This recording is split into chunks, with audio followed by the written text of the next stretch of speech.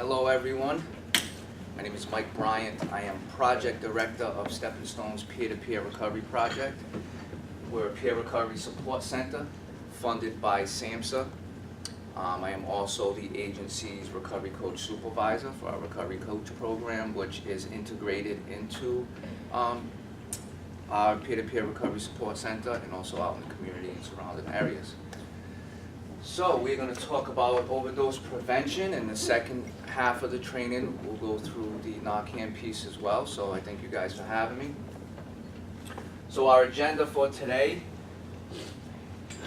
opioid overdose epidemic, which I'm sure we're all familiar with, understanding opioids, opioid overdose, physiology and risk factors, signs and symptoms, responding to an overdose, overdose intervention and prevention strategies. Has anybody here ever responded to an opioid overdose? One? That's good. And anytime during the presentation you have questions, just raise your hand and I'll do my best to answer. So we'll get started. So just so you guys know, all the slides are about a year behind. Most of our slides we get from DPH or BSAS, so they haven't rolled out with any, I think the latest we have is December of 2017, so we're about as up to date as we can with our data, but there is still a 9-month discrepancy in data, so I just wanted to say that if you see any of the slides that are a little older. But here's our state by county. You can see the color code, and the dark maroon is kind of where you don't want to be. So the dark maroon is from 19 to 24 overdose deaths per 100,000 individuals or residents, community members. So they don't really go over that, so the dark maroon is kind of the area where you don't want your community to be at.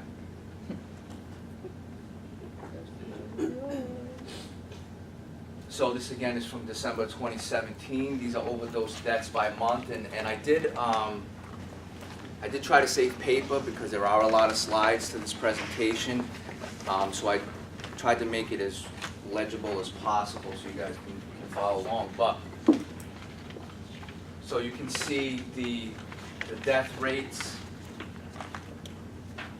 The gray is confirmed opioid-related deaths, and the red is the estimated. And does anybody know kind of what falls into that estimated bracket? So when they started tracking this data, it was mainly specifically just when someone unfortunately passes from an opioid overdose, they would look for just opiates in their system. Well, as we know, or maybe you don't know, in the field, most active users are not just using opiates. They're using benzos, they're using other substances and alcohol. So there's a wide variety of, and especially in November of last year, of estimated, which I think now they're tracking better data. I've been in many meetings where they're kind of not lumping it together, but they're breaking it down much more better than just estimated and confirmed. So we should have much better numbers next year. So this is a total, and this is kind of jarring. So this is a total of opioid-related deaths in a 17-year gap. So from 2000 to 2007. So in the year 2000, 379 individuals had lost their lives in the state of Massachusetts. Let's fast forward 17 years. We're at 1,977. That is, I'm not a mathematician, but that's a huge, percentage increase of folks that have lost their lives to this disease. Anybody get an idea? Anybody have an idea of why this sudden increase? What's that? That's a lot. It's like a 400% increase. Does anybody know why we've had this? Heroin's been around forever, right? Fentanyl. Thank you. Yeah, hence why we're in this big mess that we're in right now. So this is the most updated from our state website. So from January of 2015, so a 9-month period, to September of 2015, This is the breakdown in opioid-related deaths between genders, so male and female. That's how they broke it down. So we have a significant increase of males that have lost their lives to females. So 604 males to 187 females. Does anybody have an idea of why this huge discrepancy? Yes, ma'am. Women have more pain receptors, so they can't overdose as quickly. They can use larger amounts. I mean, just from the medical perspective. I have no idea if that's true, but I believe. But hey, could be. It's for childbirth. Women have more Could be. receptors for pain, so they can use. That's why like a little teeny 100-pound woman can use more than like a 250-pound man. Hey man, yo, I believe you. Crazy. Anybody else have a suggestion or maybe an opinion? It can be used less than the female. Like if the male use 4 milligrams, they can use 2. Could be the amount they use. Could be, sure. Yes, Did you ma'am. track into the prison system, I guess? That What's they're not that? prison more, male, female? Could be. Could it be could it be because females are mostly head of household and they just have more responsibility? You're hot, or you're Yeah. warm. You're getting there. So everything that you've mentioned could contribute to it. So They're the kind of primary caretakers for children. could be that too. Yeah. Which will We just tie have into way more kind of when I was content. reaching out trying to figure out what this slide actually meant, and what I got was that males are more likely to use alone. So if they're using an amount of heroin that has a significant amount of fentanyl, I should say, in it, women are more likely to be at home, have their children, have a partner, have a friend. Males kind of tend to use alone more often than females, so there's really no one there to respond in case of a crisis or an emergency or an overdose. But y'all were pretty much on point. So this is by county. This is our state by county. As you can, so I'm from Fall River, Mass, born and raised. So we have, I'm not going to break down all the counties, but we got, from Taunton to maybe Fairhaven is Bristol County. Don't quote me on that, but something like that. And as you can see, for one of the smallest counties in the state, where are we at? Third one down. Third one Third. down. Third, yep. Thank you. So we had in 2016, 247 opioid-related deaths by county, and that is the third highest out of the state, fourth highest out of the state. So I have my own theory about this. Does anybody have a theory? And by no means is my theory accurate. It's just something I'm going to share with you, so don't say Mike said. I'm just throwing it out there. So, does anybody have an idea of why Bristol County, for having one of the smallest counties in the state, have more or just as many overdose-related deaths as larger communities? There's more cities in that county than maybe some of the others. I don't know that. Cost of living's cheaper Could be. too, so Cost of living could be it.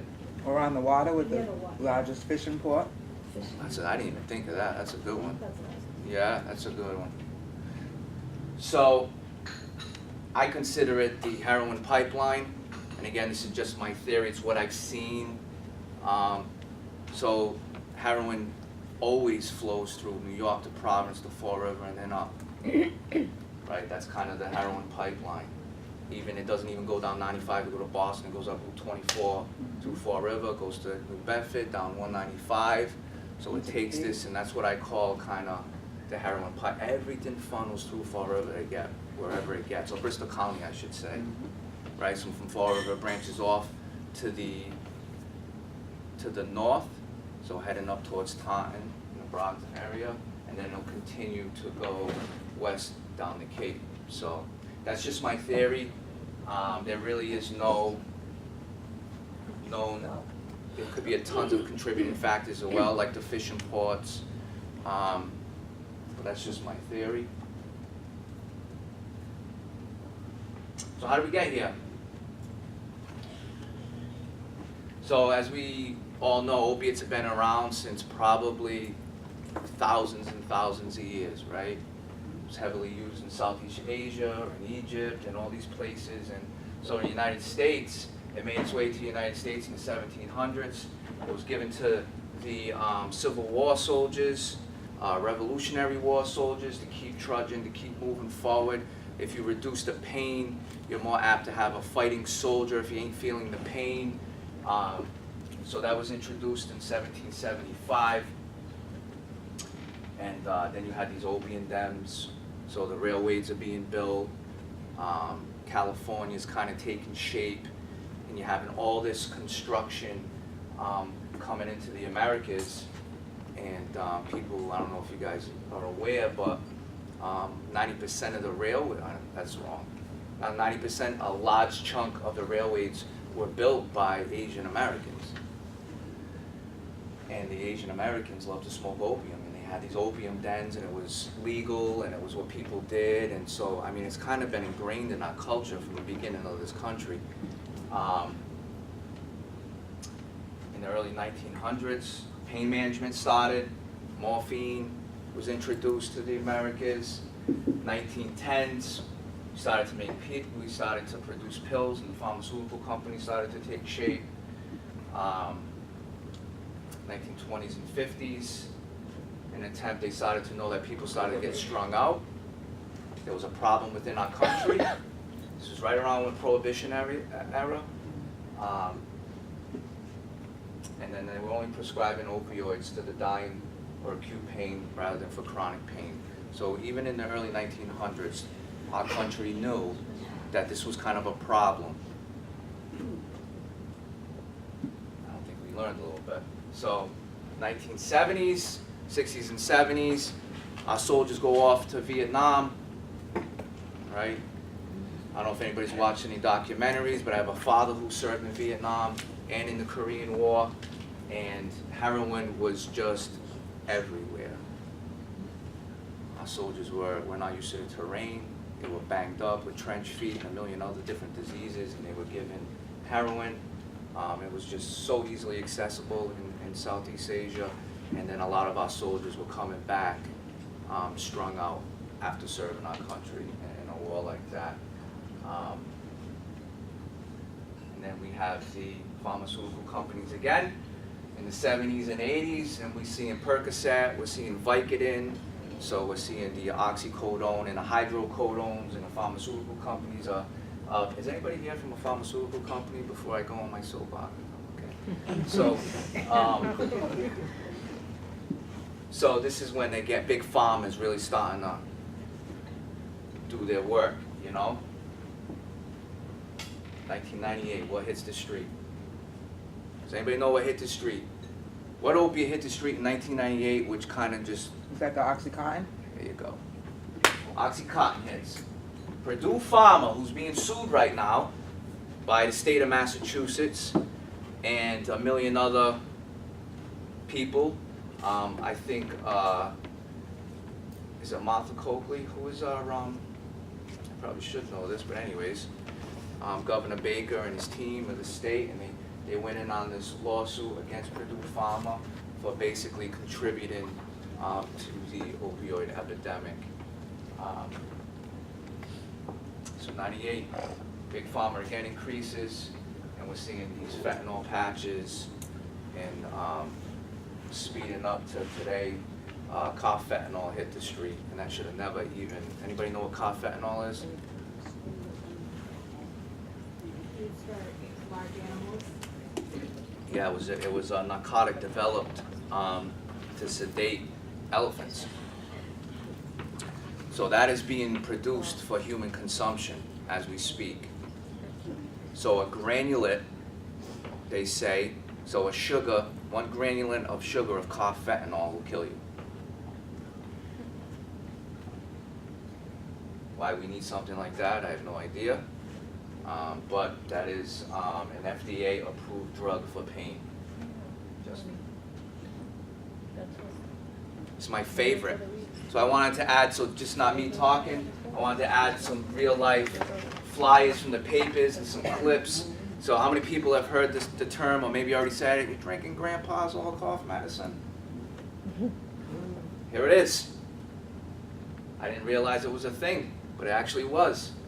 So Mrs. Winslow, soothing cough syrup. If you want your kid to be pain-free and to shut up and sleep, that's what you gave him. Right? The active ingredient in Mrs. Winslow soothing cough syrup for infants, I might add, Morphine.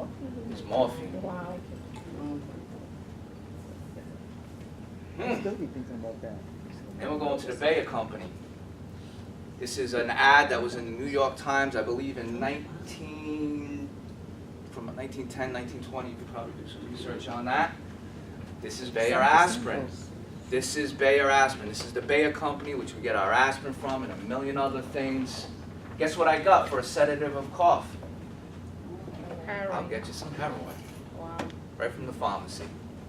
Hmm. How's that? The substitute for aspirin. Nice. So this is a substitute aspirin, a substitute for, I don't even know what that says. Maybe, who's my medical lady in the back? What does that word say? So I don't butcher it on camera. The lysosol, that one? Which one? The one under aspirin, Oh, I'm salicylate, Oh, salicylic, I don't know. Nobody can say it, so it makes me feel better. Anyways, Yeah. then the heroin's a substitute for that.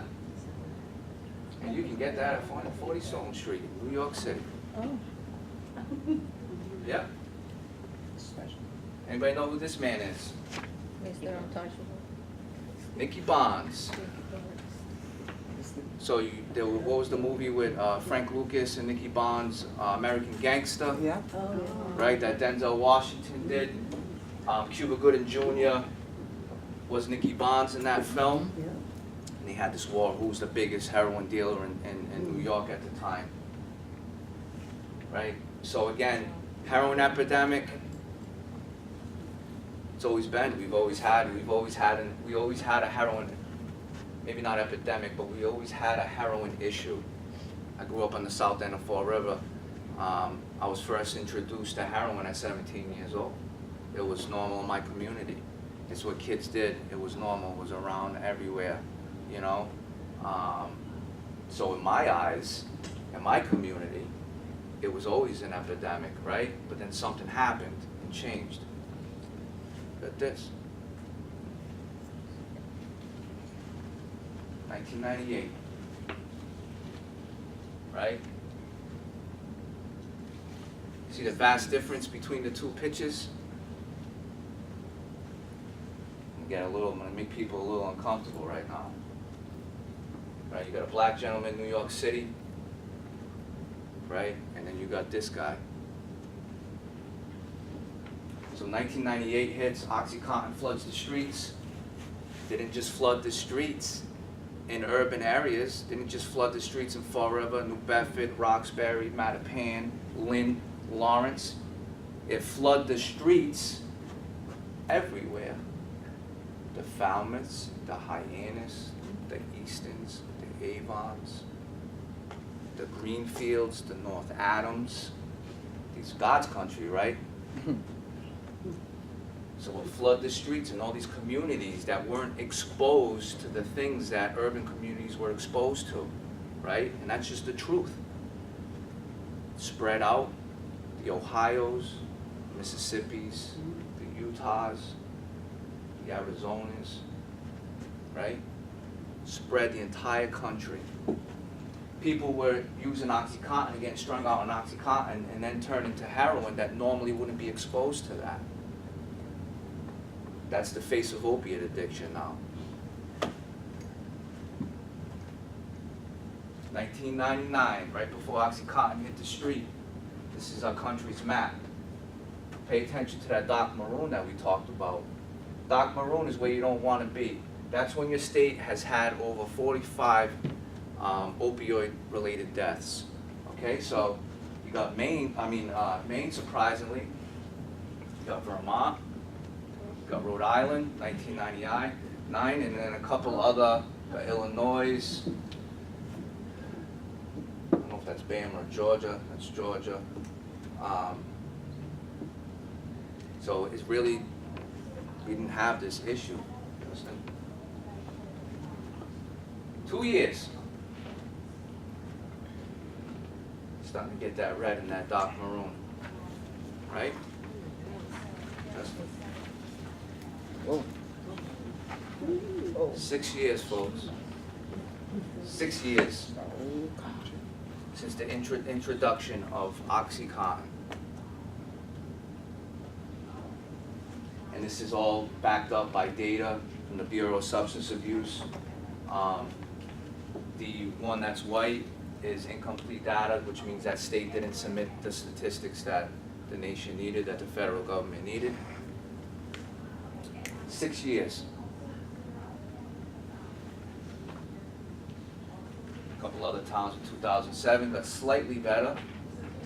Some folks just didn't submit data. Back in 2009.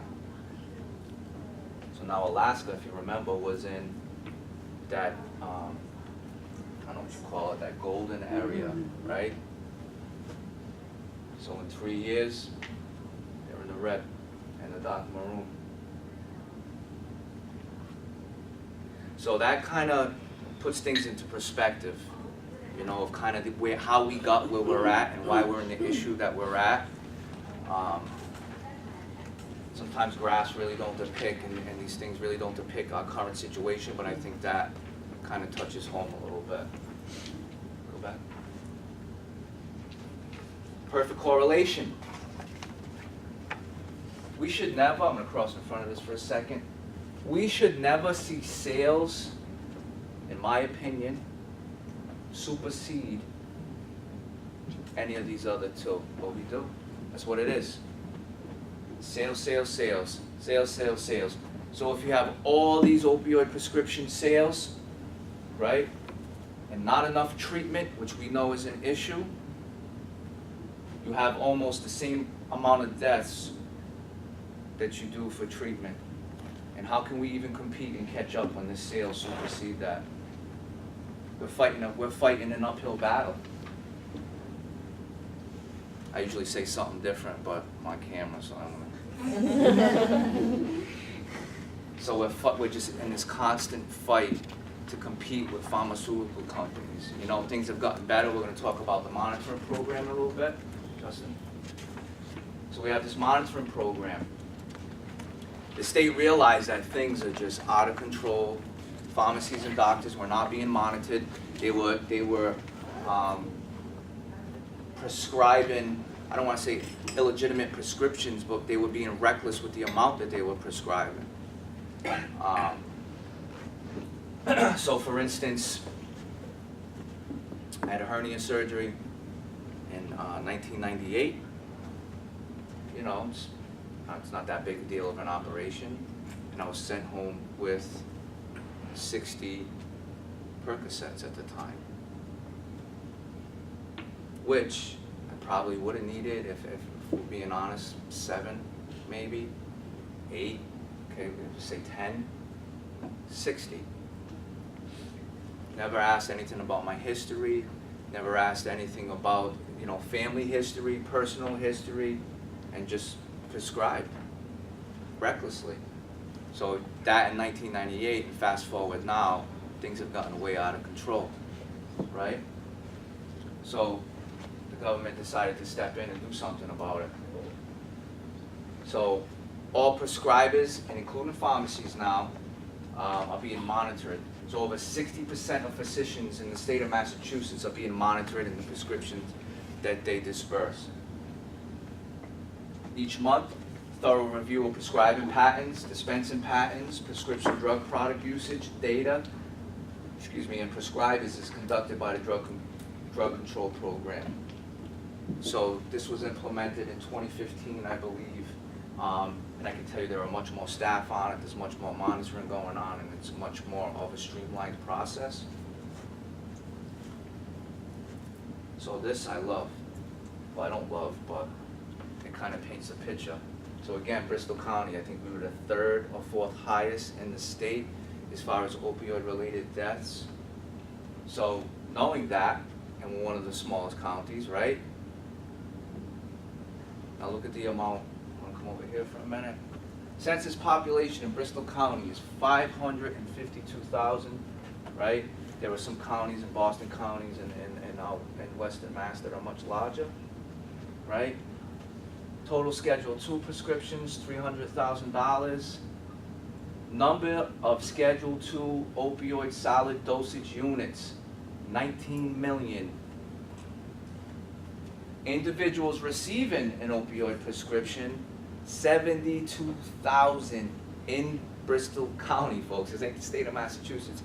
In Bristol County, 72,000 residents of Bristol County received an opioid prescription.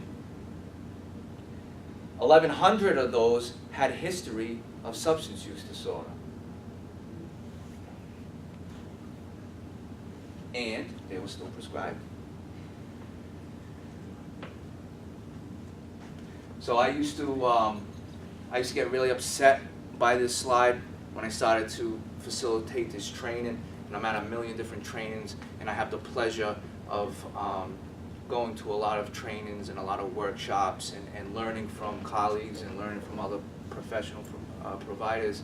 And I sat down with this doctor, and this poor doctor was in a room full of all of us, and we're talking about all these issues, and I could see him shrink in his seat, and his intention was pure to be there. He had good intentions, and he was there to learn from us, and he was there, so he was there for all the right reasons, but I felt horrible for this guy. So afterwards, and I spoke to him, and he came up to me and he said, you know what the truth is? He says, when we go to med school, we have 3 hours of substance use disorder training. 3 hours.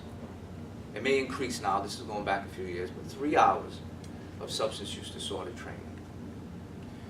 They train doctors to treat a symptom, come in for pain, their job is to treat pain, and that's what they do.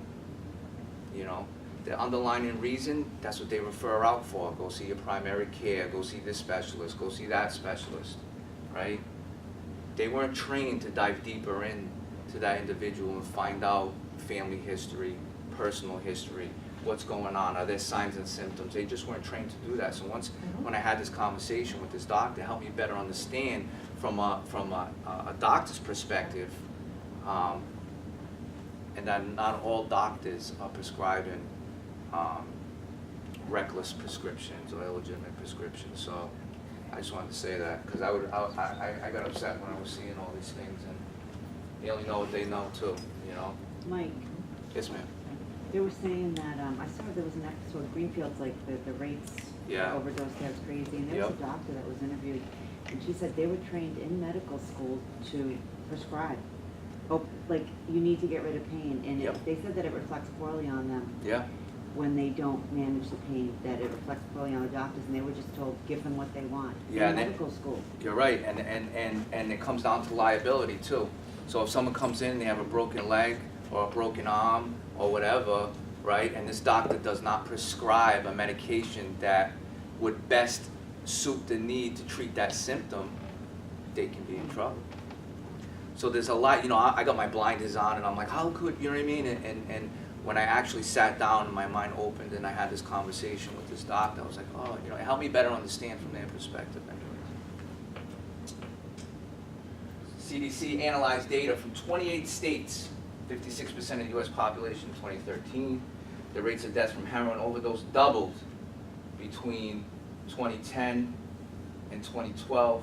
At the same time, rates of death from prescription opioids decreased slightly. Why do you think that is? So opioid prescriptions were king from 1998 into the mid-2000s. Also, we're seeing the opioid prescription abuse or use or dependence, however you want to put it, starts to diminish. Is that when they started, like, really starting to monitor how, because I know for myself, my primary care was recklessly prescribing, even me, pain meds through those years. Yeah. And it was slightly after that, like, probably about 2014 that it was like So I 13, think that's 14 where she started getting regulated. She don't even have her license anymore because of how she prescribed. super. Yeah. She was, shouldn't. yeah, I Yeah. had a shoulder injury and she was prescribing me 90 15 milligram Percocets a month. That's 3 a day. I mean, I didn't take them like Yeah. that, you know what I mean? Yeah, But yeah. Man, I don't even know what to say to 90, that. 15 milligrams a day. And this was like 3 years straight because I looked on my CVS app and was like, damn, it was that long she was? So that's a good example, and now we'll get into stigma and all that stuff later, but, so you have someone who is non-addict, don't have that allergy, don't have that, whether it was genetically given or whether it was developed over time, whatever. You have someone that's taken a prescription opiate for 3 years. Doctor gets fired. I'm not saying this, I'm just putting a scenario out Yeah. there. Doctor gets fired for illegitimate prescriptions or overprescribing or whatever the case may be. That patient, whether they realize it or not, is strung out. If I give anybody an opiate for a long enough period, you're going to become dependent upon that opiate, right? Go Yeah, to I a new just doctor because you need I to just see a didn't take doctor, them. right? You go to a new doctor's like, what? I'm not giving you 90, 15 mil, whatever it was, Percocet. What? And you're like, all right, tell me what to do, doc. You're the doctor, right? And she's like, oh, take whatever, take whatever, take whatever. I think you're at the point where you can take a leave. And then you come home, right? And you're wetting yourself, and you're shaking, you have a fever, and you can't get out of bed, you can't make it to the bathroom, right? And you're like, what is going on? Because we're not educating, doctors are not educating their patients, right? So then what do you do? Hey, do you know where I can get something? Because I am sick and they ain't helping me. Or you know, or maybe you have a family. This is how this prescription epidemic. So what you said was 80% true, and the other 20% is that crossover. Right. So you only have a prescription for so long, right? That prescription runs out. You don't know what to do. Anywhere in Bristol County, you can get a bag of heroin like that, and now you've crossed over. And like a lot of people are building up a tolerance at this point too, right? So like they're So- getting 3, it's not enough, they need something else, the doctors. I know people, and I'll say this, and I can because I run a peer program, and you have to be a peer to run a peer program. I am also a heroin addict and an alcoholic, and I'm in long-term recovery, and so I'm not just someone up here talking, you know what I mean? Like, I've experienced this. Doesn't make me any different than anybody else, but I can tell you that I've seen people just use prescriptions because of this. There's less stigma using prescriptions than a bag of dope, right? And come off and get a bag of dope, and a bag of dope doesn't even do nothing because of the amount of prescription opiates they were taking. You know? And then they fall into the trap, and then you do 2 bags. Well, then that 2 bag may be a lot, you know what I mean? So there's this whole vicious, there's not enough time to go into all that. But so the monitoring program had decreased that. I say by 80% had decreased the prescription opioid use, but I also think there's a 20% that made that crossover because they can't afford. Prescription medication on the street is way more money than buying a bag of dope.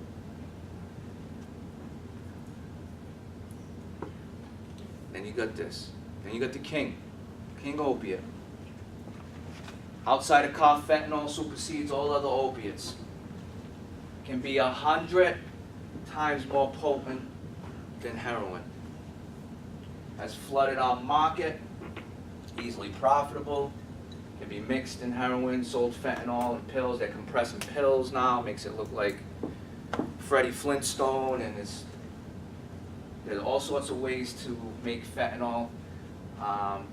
So in the state of Mass, the first 6 months of 2016, toxicology screens found fentanyl in 66% of people who overdosed compared to 57 in 2015. And I can tell you, I was just at an opioid task force meeting And the Florida PD, they analyze all the heroin that is confiscated from drug busts, and there is up to 80% fentanyl now and 20% heroin.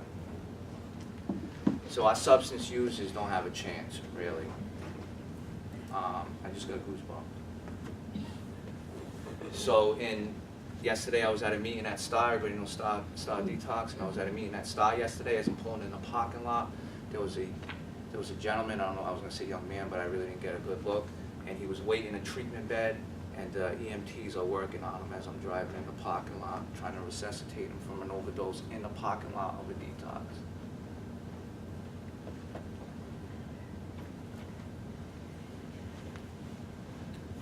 Cute little color code map here.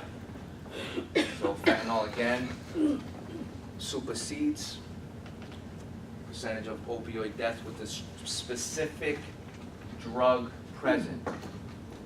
Let's see if you guys pick up on something. What's the number 2 there? Doesn't get the respect it deserves, in my opinion. Prescription. I know it's tough to see, huh? That's a benzo, right? Benzodiazepine. I call that devil number 2. Yeah. So here's my range in devils. Fentanyl, benzodiazepine, then heroin, in my personal opinion.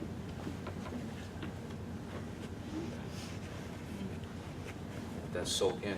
Because benzos don't get the respect it deserves out in opioid-related deaths. It's the most common drug combined with an opiate is a benzodiazepine.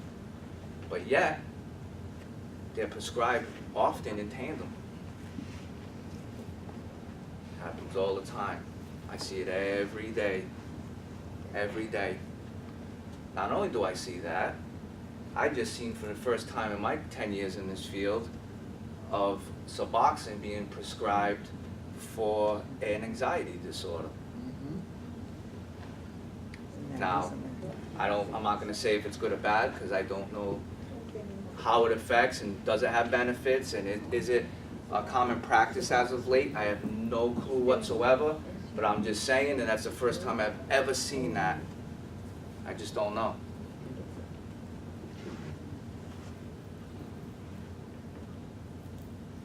Beautiful flower.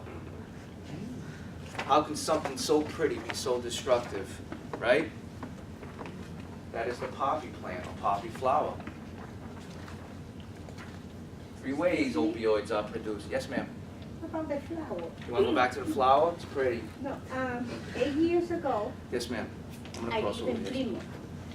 And I went to, they have a correctional department there, Where's this again? Plymouth. Plymouth, yeah. And in the spring and summer, they selling plants, vegetables, etc. Sure. I went there, I'm talking about 8 years ago. I went there and I saw that plant. They have that plant there in the containers that they were selling. It's a beautiful But it plant. looked like this, right? Yeah. So I bought it too because it's so beautiful. Yep. And I planted it in my garden, Oh, boy. in my yard, you know? You got raided by the feds. And they gave me seed. No, they gave me seed, and the seed you can keep going more and Sure. more. And Yeah. it's gorgeous. The seeds are actually I right. still have that. Yeah? Don't tell anybody around. Yeah. And one day, my husband's friend, he's a doctor, he came, and I think for whatever reason, he recognized the plant. And I Oh, said, boy. if you want, I can make you, take it home. Sure. And he looked at me and said, where did you get that? And I explained where I got it. I said, Get the how they farmer's can market. sell that? Yeah. Because it's the guys in prison from drugs. Where they selling this? What market was that? It's at the No, farm. my kid, don't It's a tell me. farm. Get everybody in trouble. So they were selling the plant for 3 years, and then after that, they stopped to selling that. And I asked the guy, and I said, where you get that plant? Because I was curious about so beautiful. Yeah. And he said they got it from California. Somebody brought it that seed. One of the prisoners, supposedly, they brought it in because they teaching about gardening, whatever. And they come And out it with traveled to your garden. And I still have that in my garden. It's gorgeous. All right, I'm not, hey, man. That's between you and your garden and that farmer's market 8 years ago. But anyways, For camera purposes, I could be lying right now, and this is not based in any fact whatsoever. I think in some states you're allowed to have the flower after it's blossomed. Because where you will go into, where you get the opiate is pre-bloom, not post. So, but that is just my guess. Probably not true.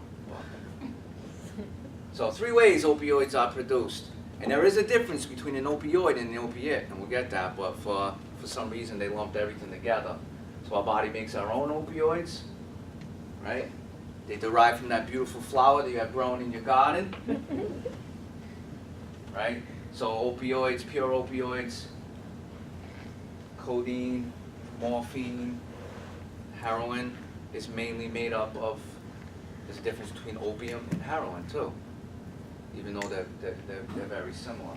And then we'll get into the difference, which is the syntheticized. So then there's the synthetics that are partially or completely made up in a lab, right?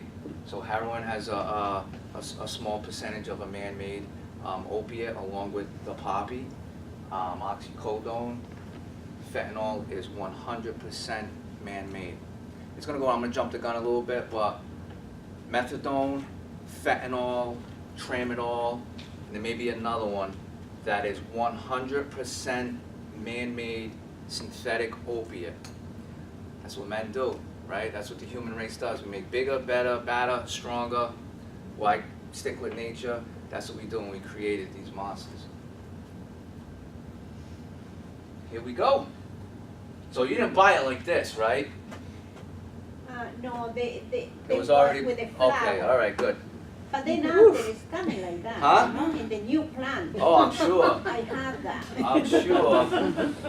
So how you get opium anyways is, so this is harvest, this is a field, this is a garden, this is, you know, and when it gets picked and harvested, you make that slice right there, and this serum comes out, you know, this clear kind of musky serum comes out, and that's opium, pure opium. So here we go. Opioids, but there's the difference. Pure opiates, opium, morphine, codeine, semi-synthetic, heroin, oxycodone, anything with an "on" at the end of it pretty much is semi-synthetic. And of course, buprenorphine, Suboxone. So synthetics, fentanyl, methadol, tramadol, the natural component has been 100% eliminated from them. Pay attention to this graph because you'll be quizzed on it later. Was I supposed to give out post-test, pre or post-test? Was that part of this whole thing? No. All right, great. No. Give us some time. No, absolutely not. So yeah, methadone was made to detox, maintain someone so they don't go out and do whatever it was they were doing and hopefully save someone's life, right? So you have 24, it's a long shelf life, man-made, that's why it was invented. You know, actually, Nazi Germany invented methadone. I don't know if anybody knows that. It was given to their soldiers, much like we did in the Civil War and Revolutionary War to give to our soldiers. And then we took, of course, that great engineering practice and we brought it to the States and introduced that to our Vietnam soldiers when they were coming back to get them off the South Asian heroin. So it's pretty strong potency, but it's got a long shelf life. Heroin, 6 to 8 hours, strong potency. Oxycontin, 3 to 6 hours, strong potency, very similar to heroin. Codeine, very, very minimal potency. That's why you'll mainly see it now in cough syrup and things of that nature. And in children, that is, I think, if a child is in some sort of pain, they will administer a low dose of codeine. Demerol, very low. Morphine, mediocre. And that fentanyl, 2 to 4 hours. Pay attention to that number, right? The highest potency along with heroin, but lasts 2 to 4 hours. So how are opioids used? Ingested, swallowed, sniffed, shot, smoked. Any way you can do it, you can do it in an opiate. So we're on to the signs and symptoms of an opioid overdose. Sedation, sleepiness, slurred speech, euphoria, respiratory depression, small pupils, nausea, vomiting, itching, flushing, constipation. Do you guys normally take a break at like the 1 hour mark? Usually at 10. 10. 10? All right, we'll run right through it. So, consequences of opioid use. Someone mentioned this already, the increased tolerance needed for increased amounts of opioids for the same effect. How about not even the same effect? How about just to feel okay? You get to the point where you just can't get high anymore and you're just using just to be okay, just to make it. Dependence, the experience of the withdrawal. Dependence, the experience of withdrawal symptoms when opioids are stopped. Toxin. Progression as a result of the increased tolerance and dependence to more potent opioids and methods of administration. The increased tolerance will happen within hours, within days. It's not something that takes a long time. Just like the decrease in tolerance is hours, actually it starts in a half hour after your last use. Your decrease in tolerance starts to stop. Here are the symptoms. Muscle and joint pain, the runny nose and eyes, nausea, vomiting, abdominal cramps, diarrhea, goosebumps, chills, sweating, anxiety, depression, and intense craving, loss of appetite, confusion, or irritability. So people get, we often get confused with the craving for a mental obsession. So when someone is detoxing, right, they are actually physically craving a drug that's been in the system for a considerable amount of time. When someone has detox and they no longer have opioids in their system, right? You know, I'm also a licensed clinician, you hear it all the time. We throw, when you have a craving, or when you reduce or all these cravings, it's actually not a craving. You can't crave something if it's no longer in your body. It's a mental obsession. So we often get confused between an obsession of the mind and an actual craving from your body. So there are two different things. Hey, Mike, Opioid. how do you determine that? What's that? Like when they don't have it in their system anymore? Like how do you know what I mean? During treatment, do they actually do I a don't test to see? I You don't know what I know. mean? I don't know. And the truth is, detox are different from. The best answer for that is on an individual basis. It depends on the individual. I can tell you from personal experience, I've been a client of methadone clinic on several occasions, and I can tell you, I walked off of methadone in October 24th of 2007, which I consider my sobriety date, and I was still experiencing detox symptoms up to 6 months after that. Now, that doesn't mean that I was debilitated in bed, but I was experiencing chills, yawns. I was still, what wasn't on there was the kicking, the restless legs. I was still experiencing that. So I experienced that up to six months. Some people it's a couple weeks, some people, you know what I mean? So it all depends on the individual. So I guess your answer is I have no idea. Why an overdose happens? An overdose happens when a person takes too much of a drug, plain and simple.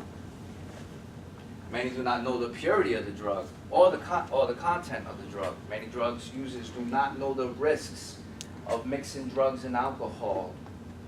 Many overdoses happen in the context of a relapse. I am a big, I'll get through this slide. I go off a little bit. Many overdose deaths happen because people who witness ODs do not know how to respond. Huge. Hence back to that chart, male-female chart that we first looked at in the beginning. Many overdoses happen within the context of a relapse, and we'll get into something later, which is post. So I know many of folks who get out of an incarceration or a long-term treatment, right, for whatever reason, and it's really none of my business. They chose or just didn't work on their recovery while they had the opportunity to do so for whatever reason, They come out, they hit the streets, they use once, and they're done, and they're dead. Right? So it's not just a relapse, it's any sort of abstinence, and we'll get into that. The tolerance will start to decrease hours after your last use. Some say, half hour, even minutes. When an overdose happens, may happen between 1 and 3 hours after use, or may happen quickly when fentanyl is involved. Fentanyl is involved, a minute, 3 minutes. If fentanyl is involved, it happens really, really suddenly, at least in my experience. After periods of abstinence, so after treatment, hospitalization, I told you I jumped the gun, incarceration, new city, residential location, new dealer, post-incarceration, new routes of admission. Even within your own city, there are a million different dealers getting their heroin, their product from different sources. So just because you're in the same city, you can go from corner to corner and have a different cut or something. Overdose risk factors: using drugs alone, misjudging body tolerance after a relapse, or maybe some longer term of abstinence, mixing drugs and alcohol. Alcohol is another one that doesn't get enough spread, but both suppress your central nervous system. Right? There are many overdoses that occur from dual users, I guess, which is kind of what I consider myself, so alcoholics and drug addicts, and they use that in tandem, and horrible combination. Poor physical health, variation of substances, using an opioid with other depressants such as alcohol or benzos increase the risk. Cocaine is a stimulant but can have a significant overdose risk. That's when most folks have heart attacks. The body doesn't really know what to do. Depressed, increased, or body can't take that. A history of recent drinking is a risk factor.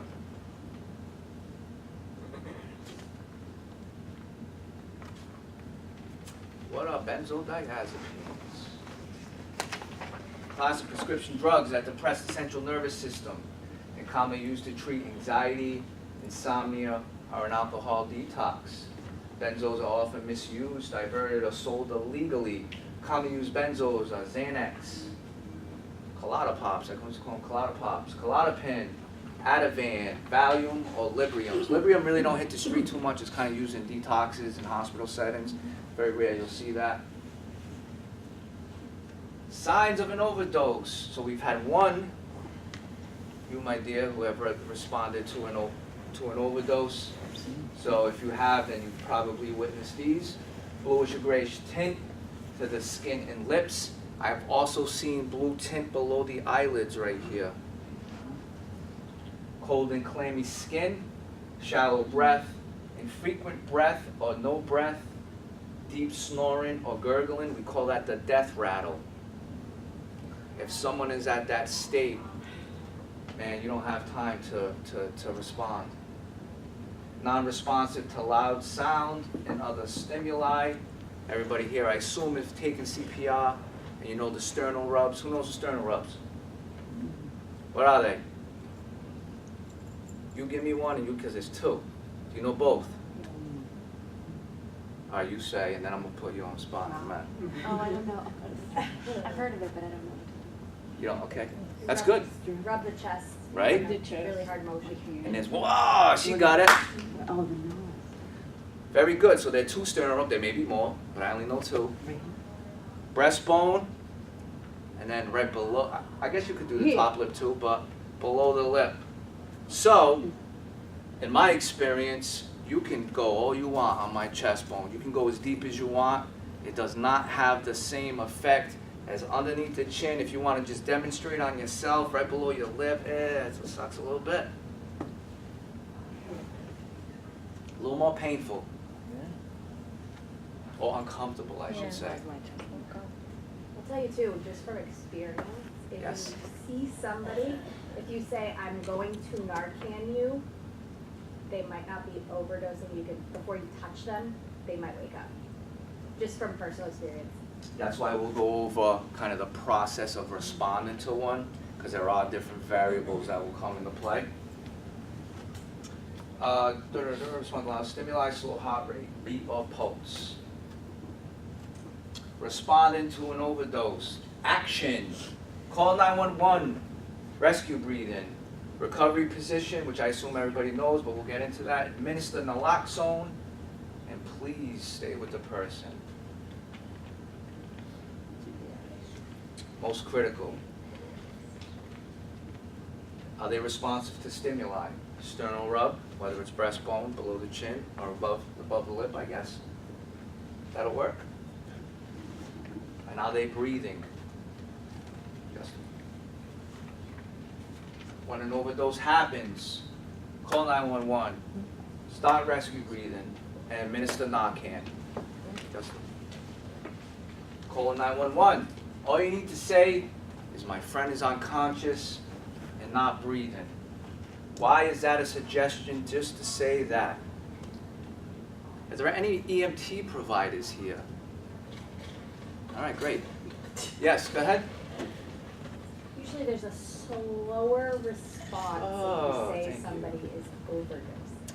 So she said there could be, possibly, and may have on occasion been a slower response to someone responding to an opioid overdose. Sad, right? Yeah, and to avoid a lot of questions, who that person is, you just go straight to what. So, yeah, so in my experience, and maybe others have, different experiences, 90% of emergency responders are pure at heart and love what they do. Just like in our field, right? Most of us, what is our why? Our why? Why do we get up every day and do what we do? Because we want to help people. This is our purpose. This is what we're meant to do. That's what I believe anyways. But we all know that 10%, that may have some unknown biases, some hidden stigma, some hidden discrimination for whatever reason. So why should the medical professionals be any different than, the human beings? So there are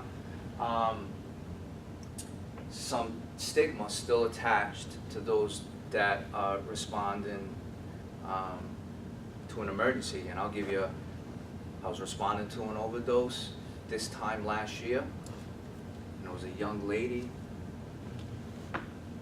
23, 24, and working on her, and I'm on the phone. Actually, I'm not, my staff member is, and I'm on the phone with 911, and I said, I need help, and I need help now. I said, I have a young lady not breathing. Is she having an overdose? And I said, I don't think that's relevant right now. I said, you need to come. My staff is working on, she's having an overdose. So so now that's 10, 15 seconds we've wasted. So I said, yes, sir, she's having an overdose. You need to send someone quick. How do you know she's having an overdose? So now I'm explaining why I'm qualified, right, to tell this gentleman whether or not someone is having an opioid overdose to this EMT responder or the dispatcher or whoever's on the other end.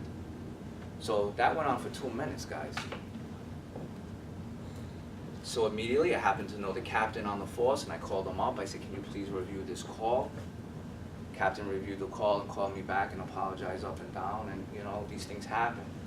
So if you can get away with not saying that someone is having an overdose, you're more likely to have the appropriate response. And again, 90% of the time you will, so I'm not bashing any one field, because we have some folks in our field that shouldn't be in it either, but we're dealing with life or death, so it's very important.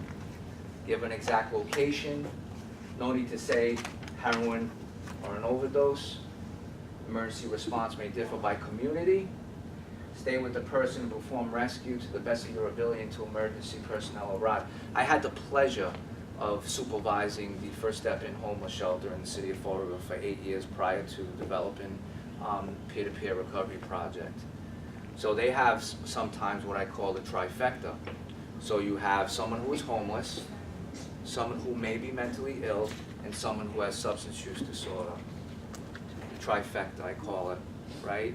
There is stigma attached to all three of them, and combine them together, and you're making a call of an emergency. Oh, the shelter again.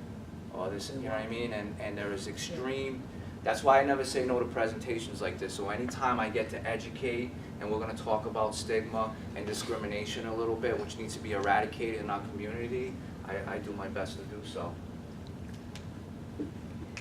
Good Samaritan law, Rhode Island has it, bless you, and Massachusetts has it.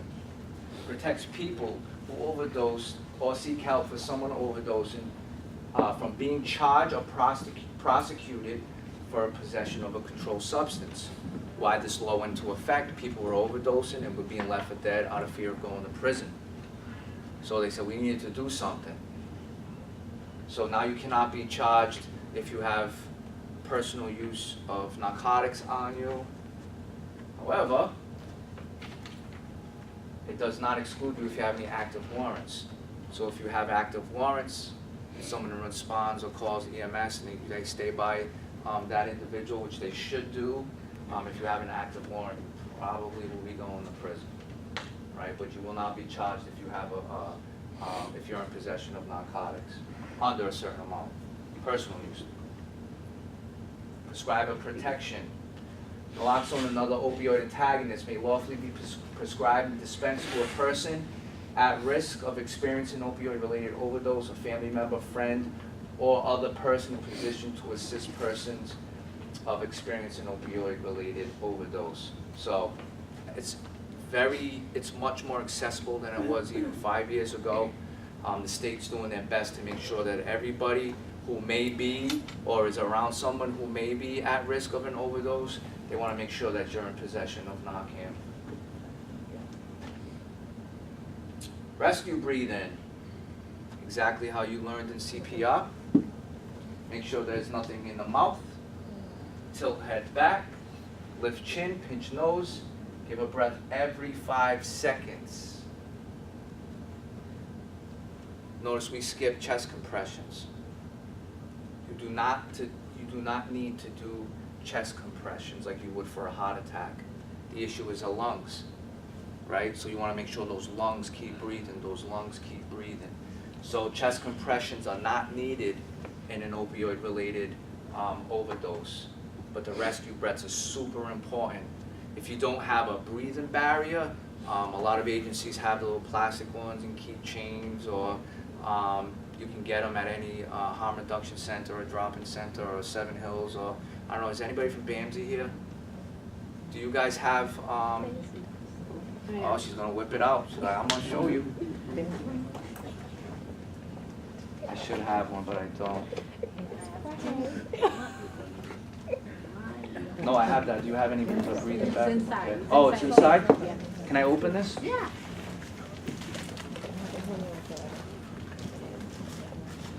Beautiful.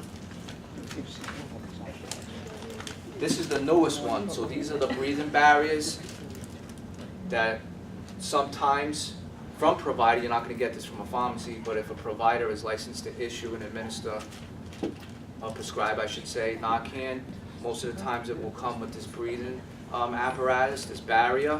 They also sell them, they roll up into a nice little compact thing that goes on a keychain.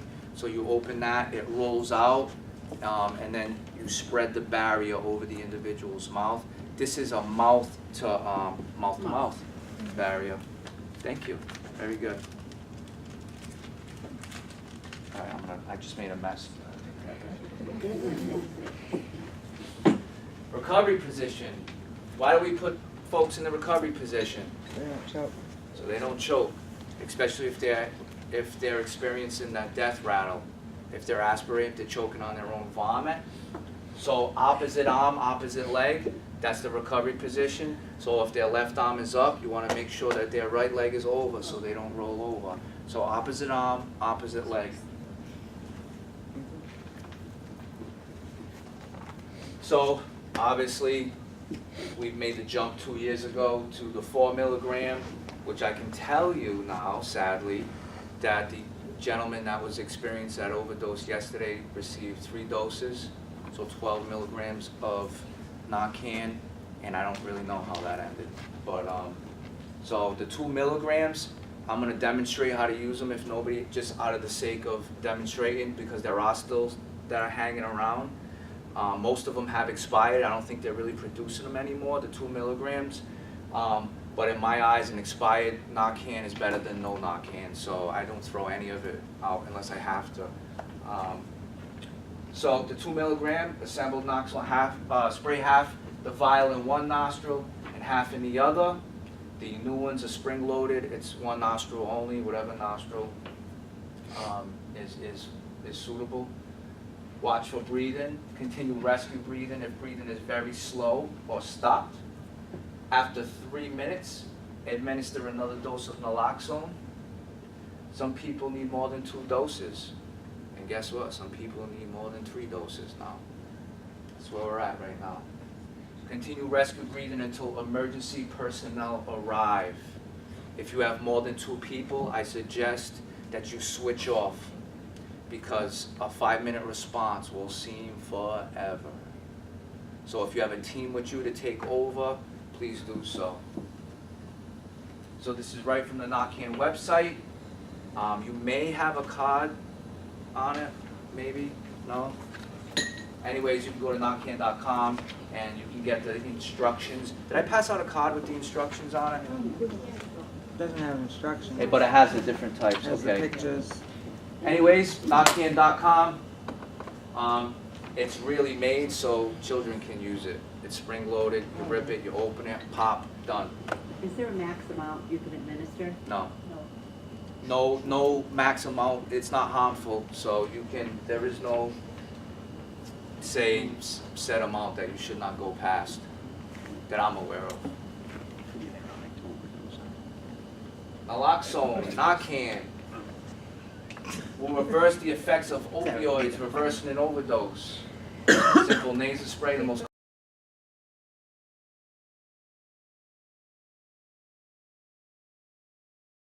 common formulation. No effects other than blocking the opioid occurs. No adverse reactions, no potential for abuse, no potential for an overdose. And here we go. Here are all currently, anyways. The 2 milligram at your left, the 4 milligram, another 4 milligram injector, which I'll show you, and then which most medical perfect. That's what they ended up doing to that gentleman yesterday, was the intramuscular, the IV version. I don't know how much that vial holds, but it's a lot more than 8 milligrams. So, what is naloxone? A prescription medicine that reverses an opioid overdose. It's injectable or in transnasal applications.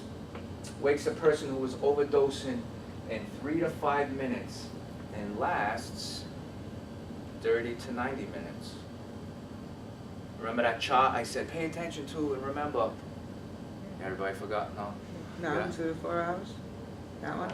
Very good. Cannot cause harm even if the person is not overdosing but may cause withdrawal symptoms. It will cause withdrawal symptoms. They're being politically correct there. It will cause immediate withdrawal symptoms. That's why they wake up pissed. Yeah, and I'll tell you why in a minute. But, well, the truth is you just depleted every opioid they have in their Right. body. But they're You made them not high. So, you can keep that there. I'm going to jump the gun again because that's kind of what I do. But, so you had the fentanyl. What was the potency? How long did it last? Potency was high. What was the time frame? 2 to 4 duration? hours. 2 to 4 hours. So you have the most potent on the market or off market opioid out there. You have its antagonist, which is Narcan, naloxone, that lasts 30 to 90 minutes. So I admit, and this happens every day, someone falls out, you begin your emergency response protocol, check if they're breathing, check their throat clear, you do everything that you need to do. You administer Narcan, they wake up, oh my God, thank you. It's great. Say it's not even us, say it's just out on the street and they're with a friend. The friend saves that person's life. They're walking down the street, they fall back out. Why? Because Narcan only lasts 30 to 90 minutes, and fentanyl, the strongest opiate out there, the maximum potency is 2 hours. So people think they're out of the woods, they're talking, hey Justin, how you doing buddy? Mike, I'm great. All right, let's go get some. Boom. And then they're dead. Now you wasted your Narcan. You can't respond. Right? That's why what's the first thing we do is we call 911. Call 911. So sometimes you have to administer a second, a third, and now even a fourth dose. So the shelf life of Narcan just isn't as long as the potency of the opiates. It's just not. Hopefully it does get to that point, and maybe they're working on something now, but I haven't heard it yet. You can obtain a prescription from your prescriber, take it to the pharmacy that stocks naloxone, go directly to a pharmacy with naloxone standing orders and request a naloxone kit. Most insurers cover naloxone. Okay, so most, I call the folks that come to the center are members. You can use client, you can use consumer, you can use guest, you can use resident, whatever you want to do.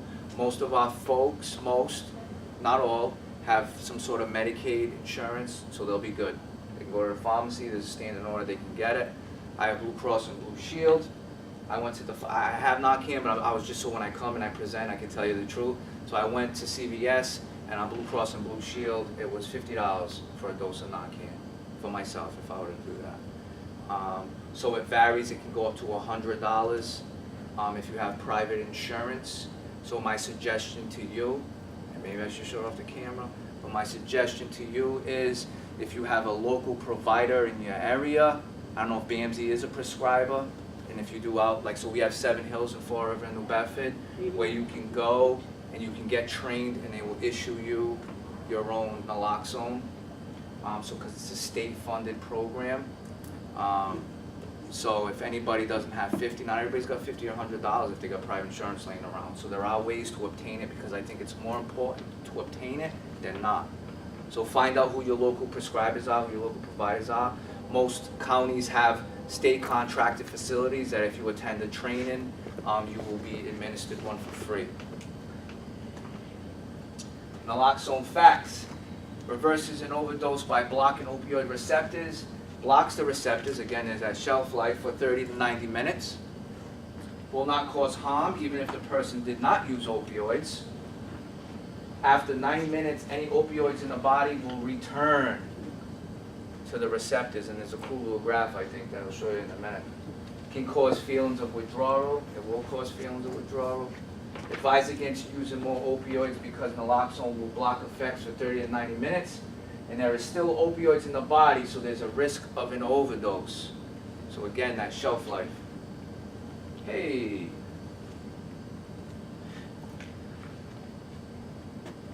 Receptor, opioid, right, fits perfect into that. Justin? Here comes naloxone, kicks everybody out. Boom, get out. Naloxone comes deep, there's like 10 people there, kicks out the 3 of the opiates, right? Then guess what happens? That time frame kicks back in.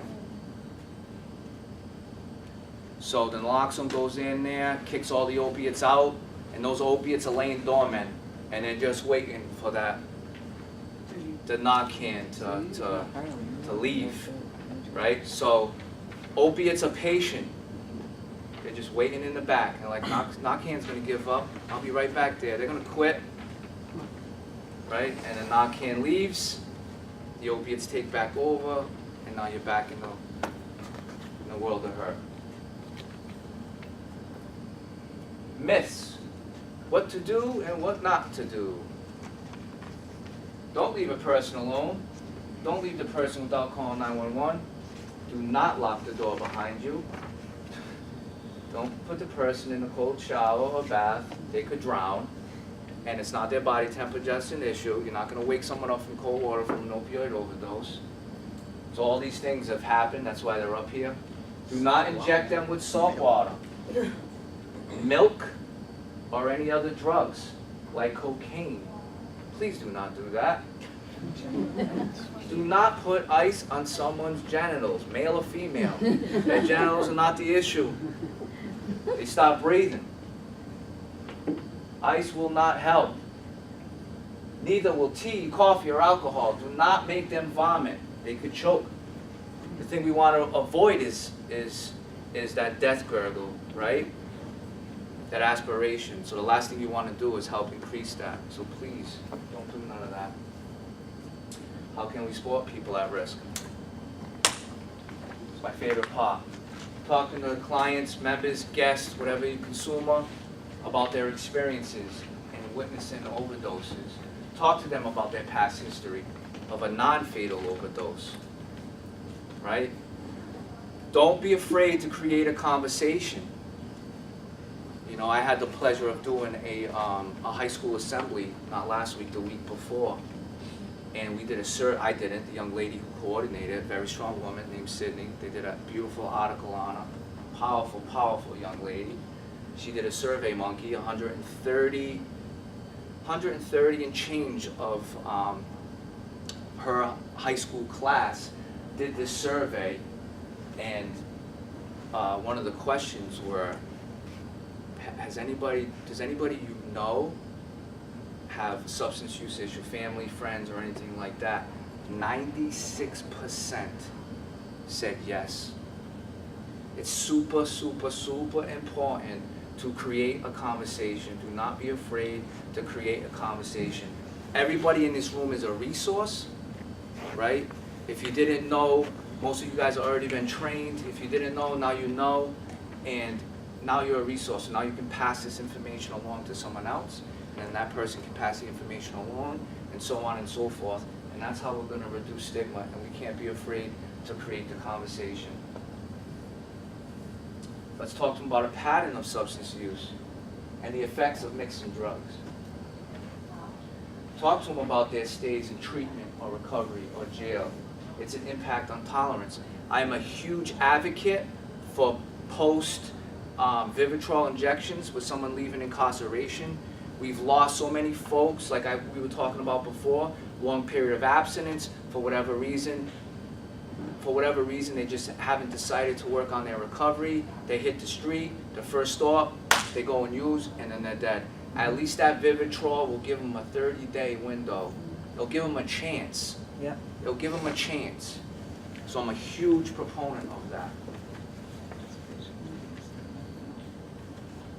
And let's talk to them about their past experience of overdose. Most folks that overdose, it's not their first time. And the more you overdose, you're more acceptable to another overdose. And then so on and so forth until your body finally shuts down and says, I just don't want to do this anymore. Am I running late? What time is it? No, we got time for the last couple. All right, good.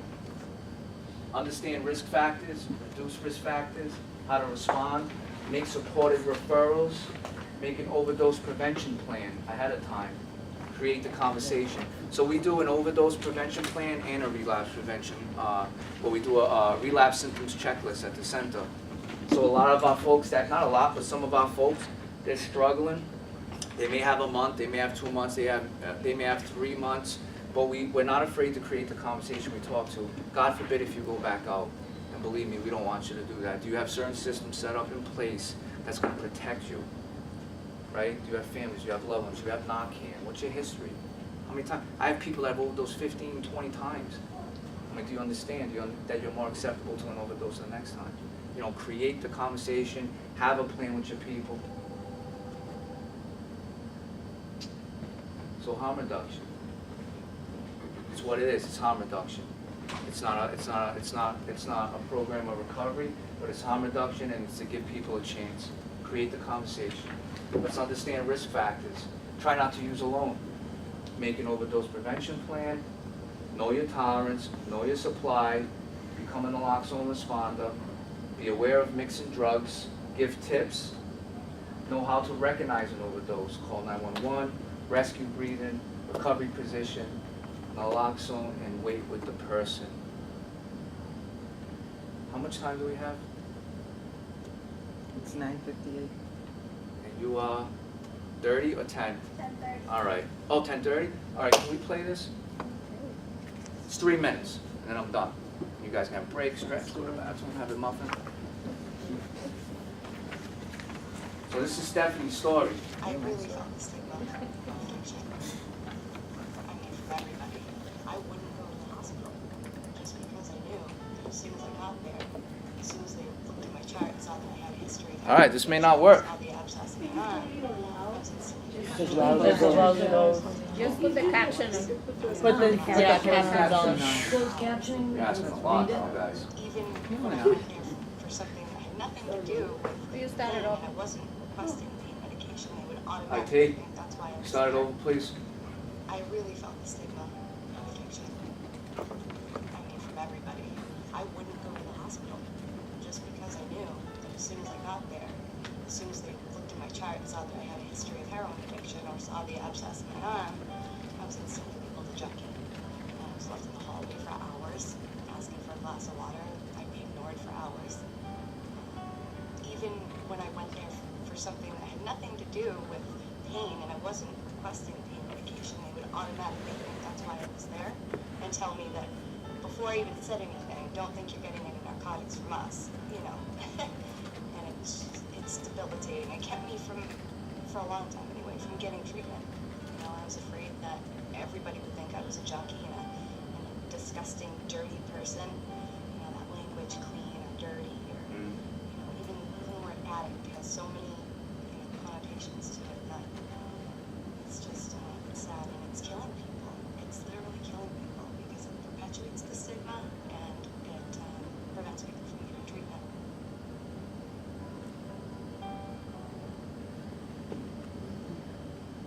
So that's Stephanie's story. So, I too don't use the words clean or dirty. I think that contributes to the stigma. I don't consider myself clean, I consider myself a person in recovery. I no longer even say I'm an addict or I'm an alcoholic. It's just my personal thing because I think I'm contributing to a negative connotation. So if I'm up here and I'm talking about reducing stigma and, you know, open-mindedness, and we need to do this together, and I am contributing to those negative things, I just choose not to.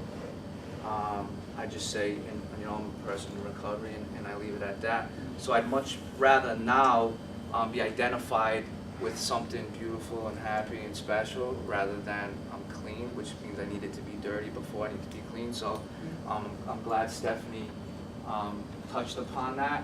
I've never seen, and I'll end with this, I've never seen a more stigmatized state than our state. I just haven't. I've never seen a more stigmatized county as Bristol County for whatever reason. I really don't have the answers for it. I've traveled all over and I've seen, I mean, when your community is riddled with opioid-related deaths and we have learn to cope meetings being shut down, we have a reduction in Al-Anon, we have a reduction in Al-Anon, we have a reduction in family support groups, that is a problem. Because it ain't like there's no shortage of families that need assistance out there. And I just think it's because of the stigma that we see on TV, we hear in the media, we hear all these crazy things, and it contributes to how we view people in active addiction or people in recovery. So keep that in mind, and I think that's very important, because I don't fit into your stereotypical box of what you think an addict should be. You know what I mean? And there are maybe people among us right now that we don't know about that are in recovery as well, right? So we have to be very careful of who we think is, who we think isn't, because as we know, it doesn't discriminate and it just takes and kills whoever we allow it to. So just keep that in mind. Keep fighting a good fight. You guys are going to do great, and I'm sure most of you are already doing great things. And that's it. So thanks for letting me do this for you guys. Appreciate it.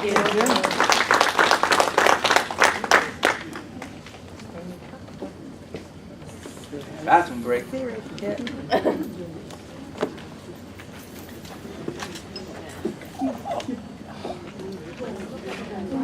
Okay, I don't want to touch that. Yes, ma'am. Oh, you know what I didn't do? You know what I didn't do? Can I get you guys to